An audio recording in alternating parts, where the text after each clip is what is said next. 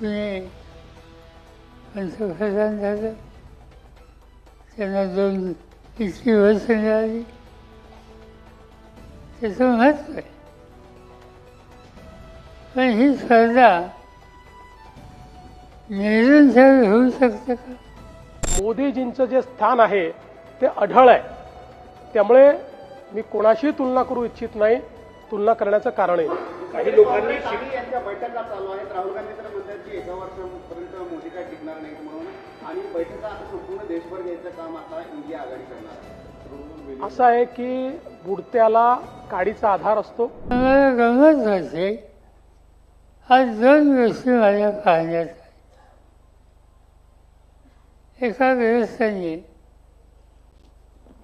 आजच्या स्थितीत आजच्या नेतृत्वाची तुलना जवाहरलाल नेहरूंच्या केली. ठीक आहे,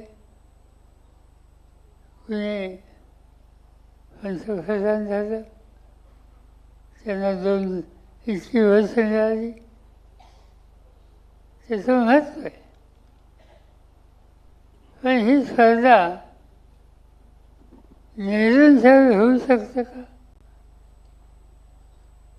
ती स्पर्धा नेहरूंच्या करत असताना सांगण्याचा प्रयत्न आहे की नेहरू जितके दिवस प्रधानमंत्री होते तितके दिवस आजचे प्रधानमंत्री आहेत.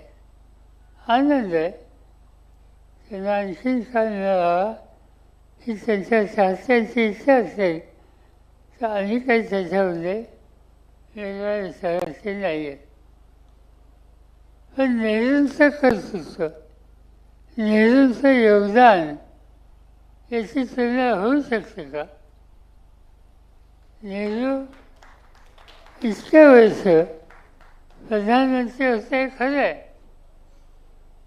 पण प्रधानमंत्री व्हायच्या आधी नेहरूंनी या देशाला इंग्रजांच्या अखत्यारीतून मुक्त करण्याचं काम करणाऱ्यांची जी मालिका आहे त्याच्यामध्ये अत्यंत मोलाची कामगिरी त्यांनी केली. हा एक इतिहासाचा भाग आहे, हा आपण विसरू शकत नाही. याच्या व्यतिरिक्त नेहरूजींच्या काळात नेहरूजींनी जे केलं ते आपल्याला माहिती आहे. मोदीजींच्या काळात मोदीजींनी जे केलं ते आपल्याला माहिती आहे. तुलना करायचा विचारच नाही आहे, विषय नाही आहे. मुळामध्ये नवभारताच्या निर्मितीमध्ये मोदीजींचं जे स्थान आहे ते अढळ आहे.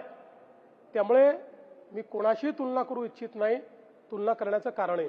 काही लोकांनी यांच्या बैठका चालू आहेत. राहुल गांधी तर म्हणतात की 1 वर्षापर्यंत मोदी काय टिकणार नाहीत म्हणून, आणि बैठका आता संपूर्ण देशभर घ्यायचं काम आता इंडिया आघाडी करणार आहे. असं आहे की बुडत्याला काडीचा आधार असतो. त्यामुळे स्वतःच्या मनाची समजूत घालणं आणि कार्यकर्त्यांना एक स्वप्न दाखवणं की चमत्कार होणार, चमत्कार होणार, 1 वर्षात मोदी जाणार, असं गेले 10 वर्ष चमत्कार ते करतायत. पण तो चमत्कार काही घडत नाही. मोदीजीच नवनवीन चमत्कार घडवतात. आणि बंगालसारखा विजय हा खऱ्या अर्थानं केवळ देशाला नाही तर संपूर्ण विश्वाला थक्क करून सोडतो. म्हणून मला असं वाटतं की फार गंभीरतेनं हे घेण्याचं कारण नाही.